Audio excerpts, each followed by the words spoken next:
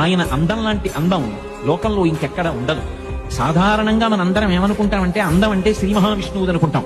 కానీ మనందరం అందగాడనుకునేటటువంటి విష్ణువు శంకరుడి యొక్క అందం చూసి మనసు పారేసుకుని నీ శరీరంలో దేహార్థ భాగం ఇమ్మని అడిగాడు. అందుకే దూర్జటి ముక్కు మీద వేలేసుకుని కాళహస్తీశ్వర శతకంలో ఒక మాట అన్నాడు. వన్నే ఏనుగుతోలు దుప్పటము బువా కాలకూటంబు చేగిన్నే బ్రహ్మకపాల ముగ్రమగు భోగే కంఠహారంబు నిన్నీలాగున నుండి తెలిసియున్ నీ పాదమూలంబునం చేర్చెన్ నారాయణుడిట్లు మానసమునన్ శ్రీకాళహస్తీశ్వర.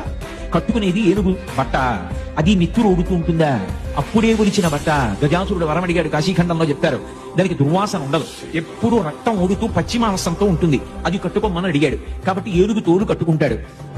బువ్వా కాలకూటంబు తినేదా హలాహలం తింటూ ఉంటాడు.